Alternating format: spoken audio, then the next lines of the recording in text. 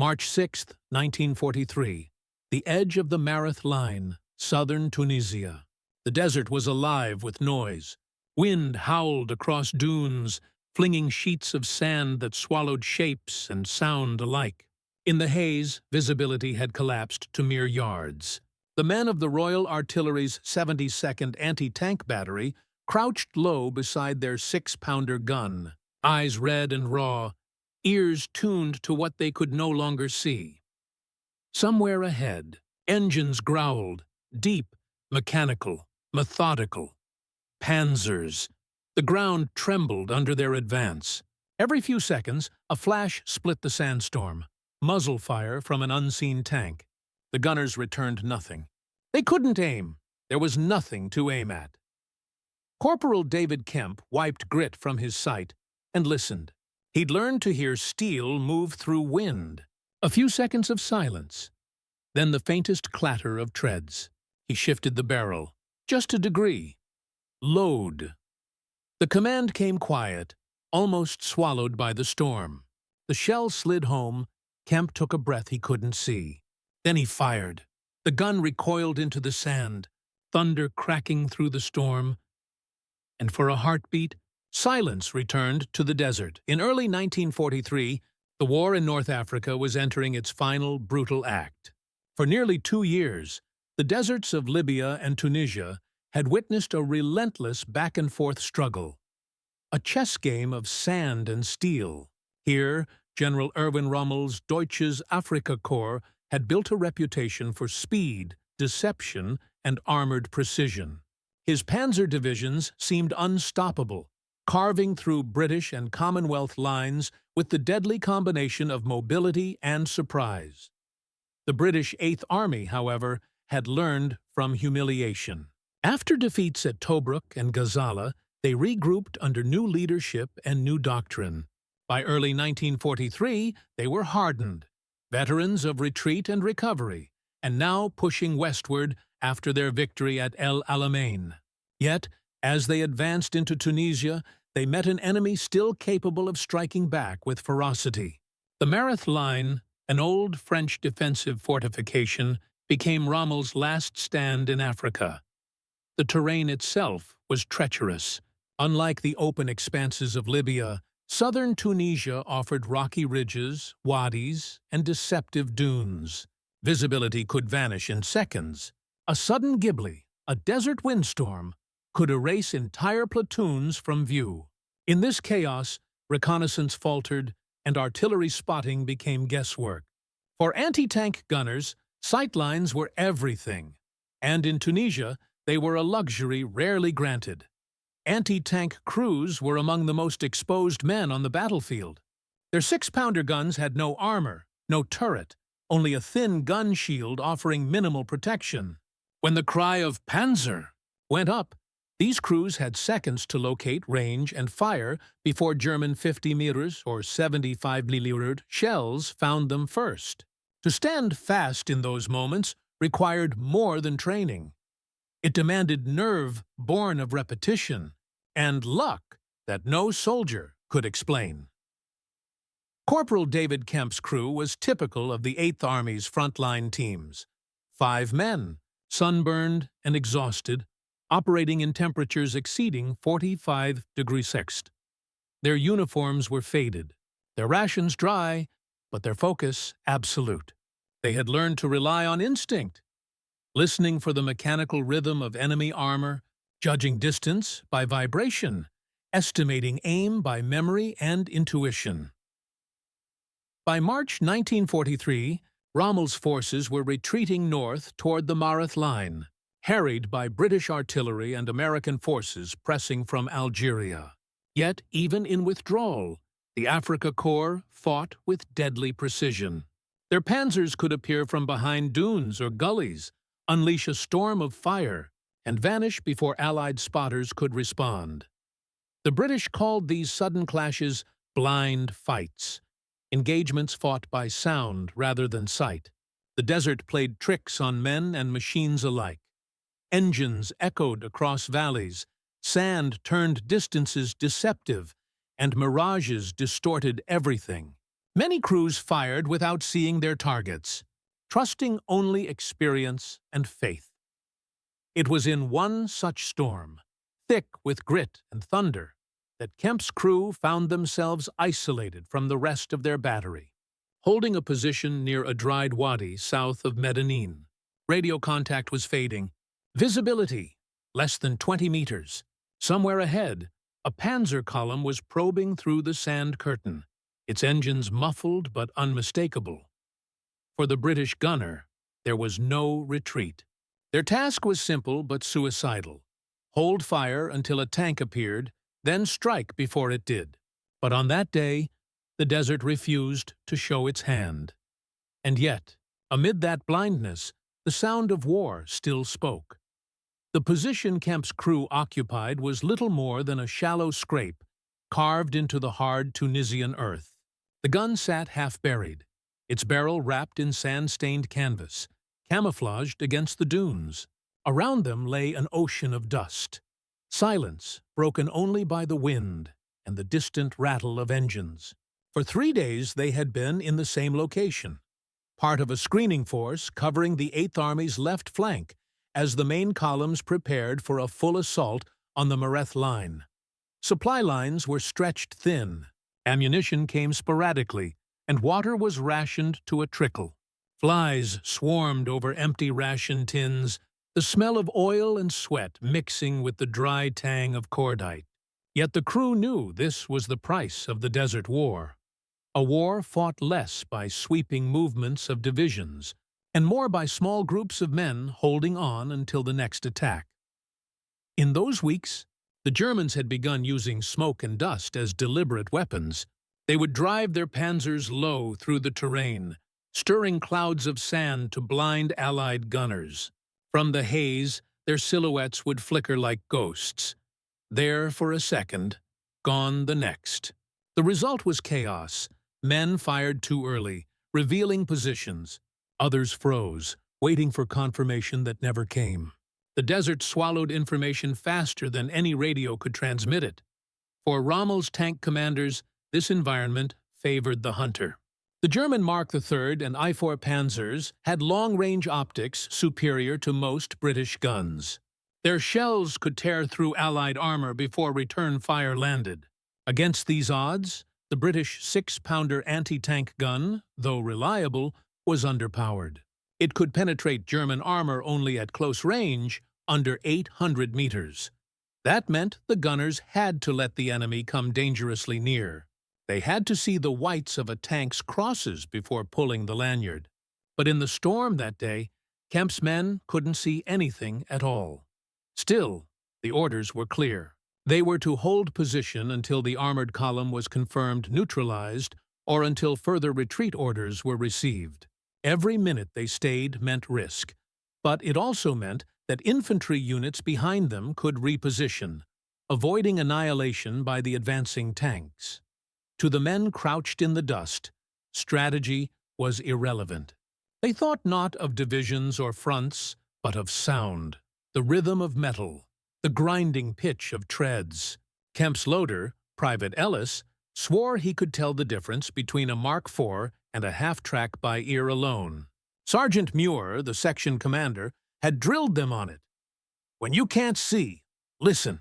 When you can't think, breathe. By midday, the storm worsened. The desert sky turned the color of rust. Daylight thinned to a dull amber glow. Compass bearings became useless as sand obscured landmarks. It was no longer a battle between armies. It was a test of endurance between men and the elements. Reports later indicated that the German 15th Panzer division had been maneuvering to probe the British flank, unaware of Kemp's hidden gun. Neither side knew the other's exact position. The encounter that followed was not planned. It was born from the chaos of weather, timing, and human instinct. Somewhere through the roar of the wind, the gunners heard the low hum deepen, closer now, heavier. The tanks were moving again. Kemp's crew tightened their formation, loading the first shell. Their training took over, voices low, movements automatic. The desert had become an invisible arena. 5 men, 1 gun, and an enemy they could not see. And in that blindness, history was about to hinge on a single, impossible shot. War in the desert stripped men down to their most basic senses. There were no cities, no forests, no hiding places, only the endless expanse of heat, wind, and horizon. For the British gun crews, that meant survival depended not on what they could see, but on what they could feel. Corporal David Kemp and his team were not heroes by choice. They were ordinary men molded by exhaustion. Their eyes burned from sand, their lips split from dehydration. Every pull of the gun's breech left a film of sweat and dust on their palms. Yet under all of it, beneath fear and fatigue, lived an instinct sharpened by repetition. They had rehearsed the act of loading, aiming, and firing until it became mechanical. But instinct alone couldn't silence the thought that haunted every anti-tank gunner. If the first shot missed, they wouldn't live long enough for a second. In North Africa, tank engagements were unforgiving. One shell, one chance, that was the rule. In those moments before the blind shot, Kemp's mind was not occupied with glory or tactics. He was thinking of the noise, the subtle change in pitch when a tank engine turned, the pause before it halted, the rattle that meant its turret was swinging their way. He was listening for death. Tactics in the North African desert often resembled a deadly form of chess played under a sandstorm. Visibility could vanish without warning. A column of tanks might be a few hundred meters away and completely invisible. Commanders learned to rely on experience, not instruments. For an anti-tank crew, a blind shot was a last resort. A calculated gamble taken when the sound of a target was clear, but the view was not. Crews triangulated by ear, using the echoes of engines and tracks against terrain features. They would mark rough bearings before the storm set in, estimating distance by previous sightings or the memory of earlier movement. When the sand rose, they shifted into guesswork, guided by habit. The number one gunner adjusted elevation based on what he remembered of the ground slope. The loader timed reloads by rhythm, keeping a constant flow even when blind. Each movement was built on coordination. Men trusting men more than they trusted what little their eyes could offer. It was dangerous and imperfect. But the alternative, waiting until the enemy broke through the fog, was fatal. A Panzer's high-velocity gun could obliterate a stationary 6-pounder before the crew even spotted its silhouette. Firing first, even blind, was sometimes the only chance. By early 1943, the British 6-pounder, 57mm anti-tank gun had replaced the older 2-pounder as the standard weapon across the 8th Army. Compact and relatively light, it could be dug in quickly and towed by small trucks. Yet against Rommel's Panzer rifles, now upgraded with thicker frontal armor and long-barrel 75mm guns, it was at the edge of its capability. At close range, the 6-pounder could still punch through, but only if it struck cleanly. The margin for error was microscopic. In the desert's open terrain, gun crews compensated with concealment and positioning, often setting their barrels just low enough to skim the sand line. But during a storm, those visual advantages disappeared. Instead, technology turned inward, toward the men who operated it. A gun was only as good as the hands that steadied it. Kemp's gun had fired hundreds of rounds in training, and every man on the crew knew its quirks. The recoil kick, the way the sights drifted after each shot, the subtle lag in the elevation gear. They worked with the weapon as if it were alive, breathing alongside them. In the field, there was no glamour in it, no shining steel or cinematic roar, just grinding metal, screaming wind, and the thin line between precision and panic. While the weapon itself was a product of engineering, the outcome of that day depended on something far less tangible: judgment under blindness. It was not only the Allied gunners who faced uncertainty that day. On the other side of the sandstorm, The German Panzer crew was navigating through the same storm, equally blind, equally tense, unaware that each turn of their treads brought them closer to a hidden British gun lying silent beneath the wind. For the Germans pushing north through the dust, it was supposed to be a probing maneuver, a small armored column advancing through low dunes to test the British flank. Inside one of the lead Panzer rifles, Lieutenant Otto Brenner sat hunched over his periscope, trying to distinguish horizon from mirage. But the storm had swallowed everything. The Panzer's world shrank to a steel cocoon. Visibility through the slit was no more than a few meters. The outside world was a blur of moving sand. Brenner's driver relied on compass bearings and engine vibration under his boots. The turret gunner kept his finger hovering over the trigger, straining to catch a flicker of enemy movement. But there was none. German tanks were formidable machines, engineered for dominance in clear, open combat. Yet inside this suffocating haze, they were blind beasts. Brenner knew the risk.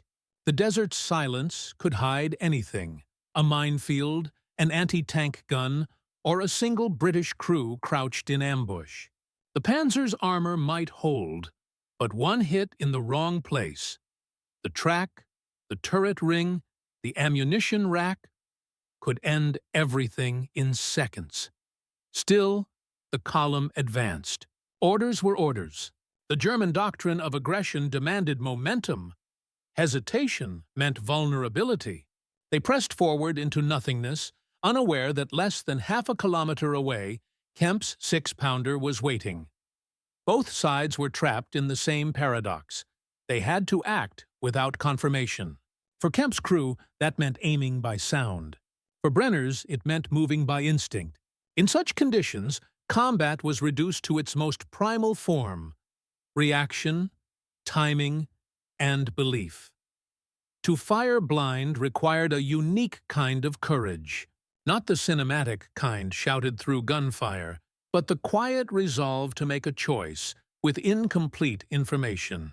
Kemp's men were trained to calculate angles, distances, and sight corrections, but on that day, none of that applied. Their decision to fire would be based on intuition shaped by experience. Psychologists who studied veterans of North Africa later described this phenomenon as conditioned instinct, when training and repetition override fear, producing action that feels almost subconscious. The men themselves didn't call it that. They just said, "You know when it's time?" Every soldier in that storm faced the same truth. Sight had abandoned them. The battlefield had turned into an invisible arena where noise replaced vision and faith replaced certainty. It was a test of nerves. Who would break first? Who would trust their judgment longer? Higher command saw the desert war through maps and radio reports, but for platoon and section leaders, decisions were made in real time, often blind. Sergeant Muir, Kemp's section leader, carried that burden. His men looked to him not for orders, they already knew their task, but for assurance that what they were doing still made sense. Leadership in those moments wasn't about shouting commands. It was about silence, about not breaking the fragile focus that kept the crew alive. Muir's calm under pressure was his weapon. He spoke little, conserving his voice against the wind, but every word carried weight. "Hold steady." "Wait." "Now." Those were the limits of control. He had learned long ago that visibility was an illusion of comfort. What mattered was coordination, trusting that each man would do his role without needing to be told twice. The loader would feel the rhythm of the gunner's breath. The gunner would sense the loader's readiness by sound alone. The storm made them deaf and blind, but it also made them one mind, one machine. Above them, radio contact with command had long faded. The static hissed like the storm itself, unbroken. They were on their own, and so the stage was set. Two forces moving through the same storm, neither aware of the other's exact position. Somewhere between them, in the blinding orange haze, fate waited in silence. What happened next would become one of those battlefield stories that spread through the 8th. Army-like myth, the kind of tale whispered around mess tents long after the war. The wind rose like a living thing. Sand hissed across the gun shield, coating every surface in a thin layer of dust. Kemp blinked through the goggles, the world reduced to shades of ochre and static. Behind him, Ellis and Muir crouched low, their bodies half buried in the trench they had dug for cover. The storm was deafening now, the kind that turned men's voices into whispers and engines into echoes. But amid that roar, there was something else. A new vibration, low and steady. Metal over sand. The rhythm was unmistakable. Panzer, Muir mouthed. No one needed to hear him. They all felt it. The 6-pounder's barrel was already trained roughly in the direction of the sound. The gun sight was useless. It was packed with grit, the lenses opaque. Kemp adjusted elevation manually, his gloved hands working by memory. He closed his left eye. Not that it mattered. Visibility was 0. The ground trembled harder now. The tank was close.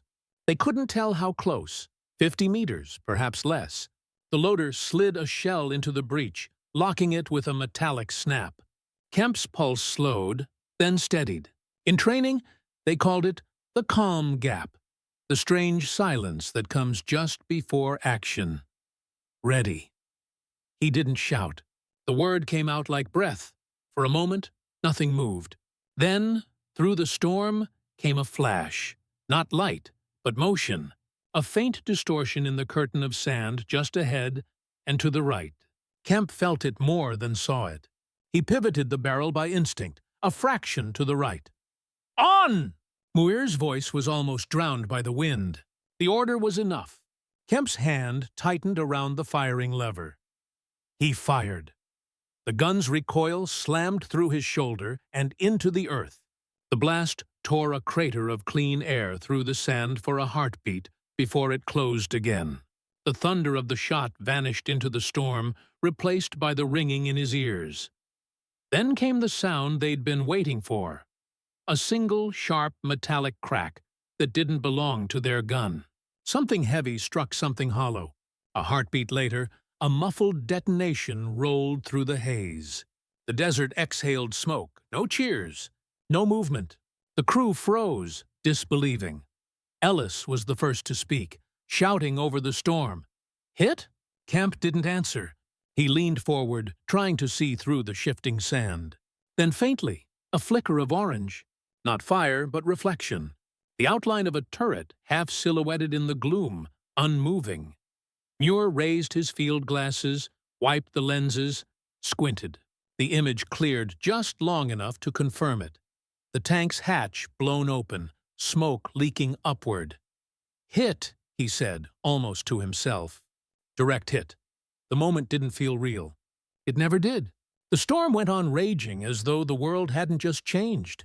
The tank, once a monster in the mist, was now a silent carcass of steel. But the battle wasn't over. Further off, the vibration grew again. Another engine, maybe 2.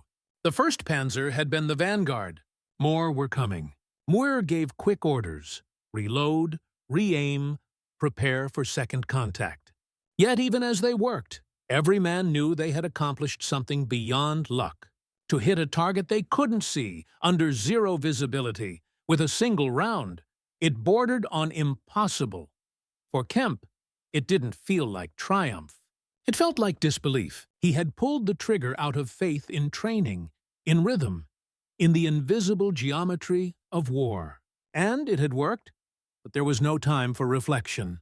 The next sound rolled across the dunes, heavier now, multiplied. The Germans were advancing again, cautious but persistent. Kemp's crew scrambled to reposition, using the wreckage of the 1st Panzer as partial cover. Their location was compromised, but morale had shifted. If one blind shot could land true, maybe another could.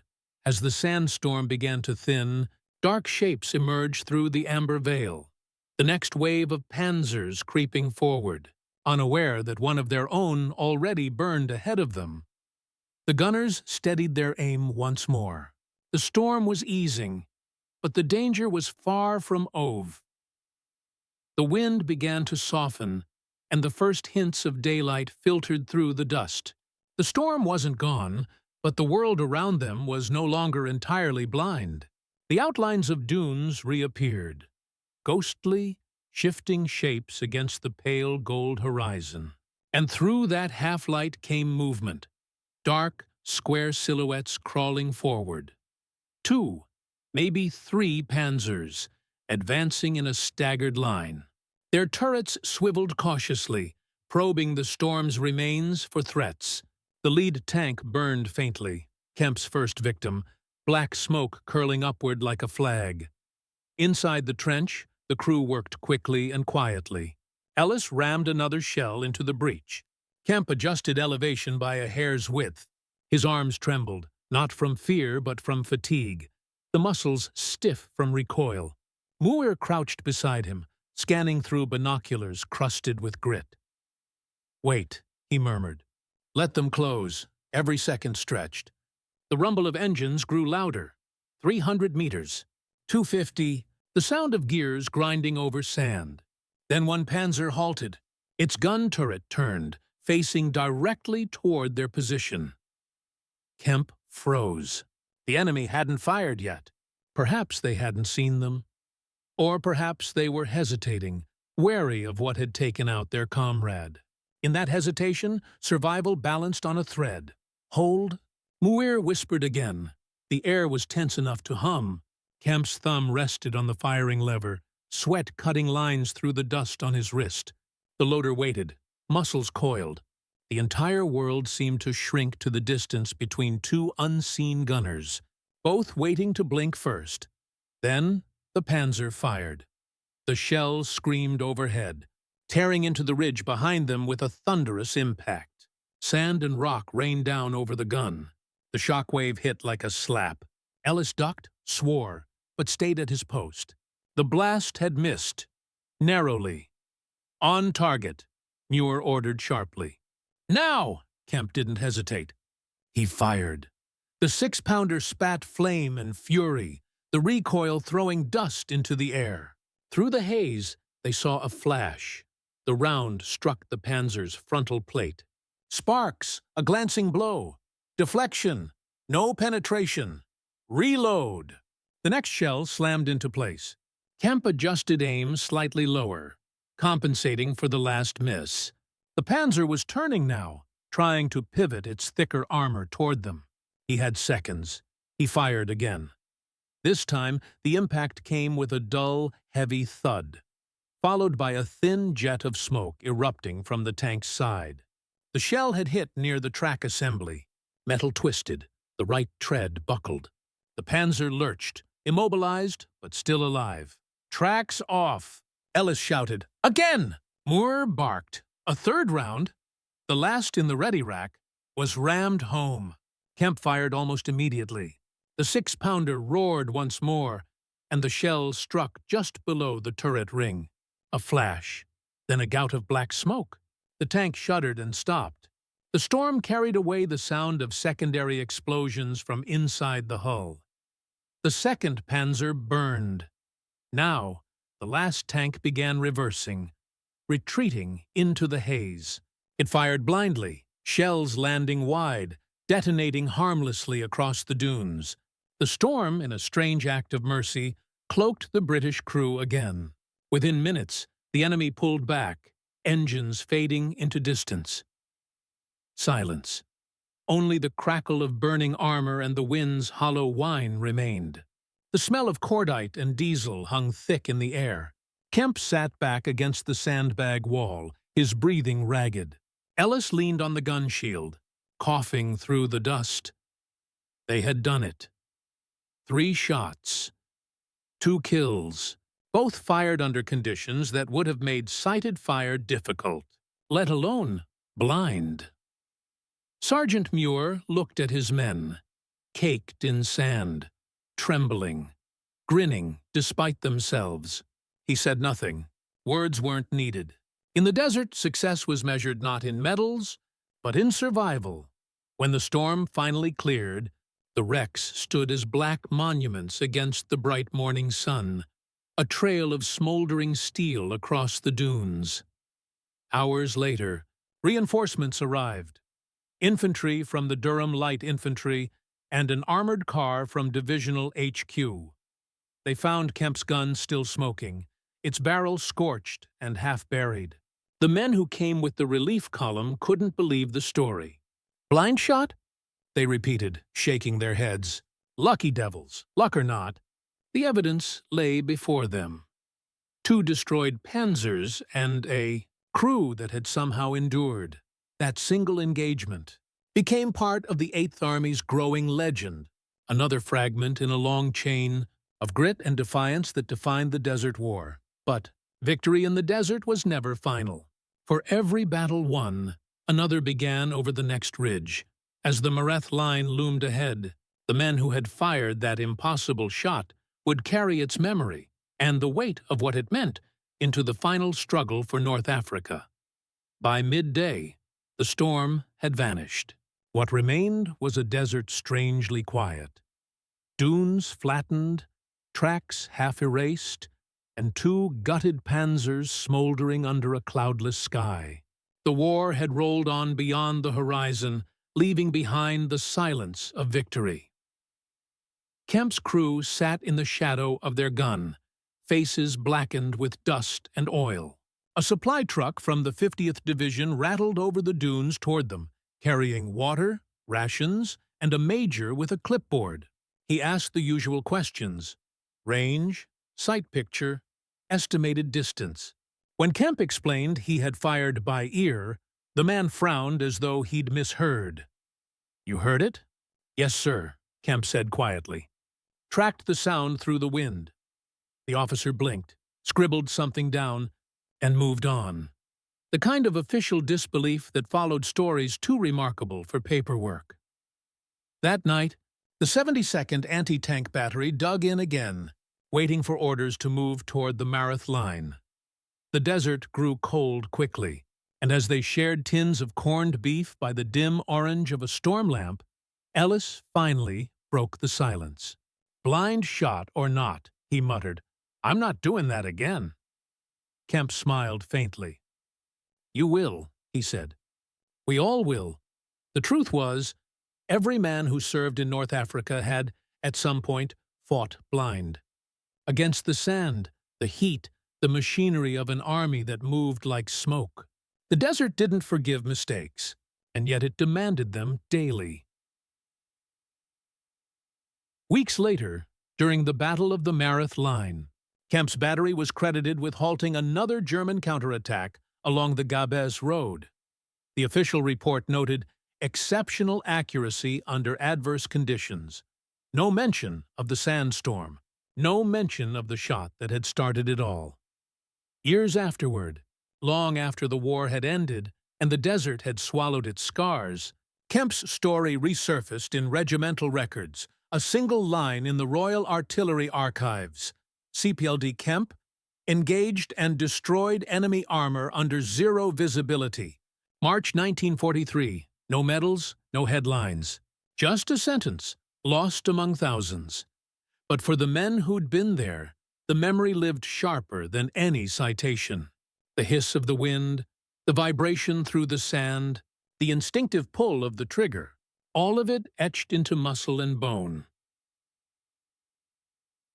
Historians would later call such moments luck, chance, or fog of war. Soldiers had another word for it: survival. Because in that war, under that sun, sometimes the line between life and death wasn't courage or training. It was the sound of a tank tread in a storm, and one man who listened closely enough to find it. The desert took everything: color, comfort, certainty. But it gave one truth in return. Victory belonged not to the strongest, but to those who could see when no one else could.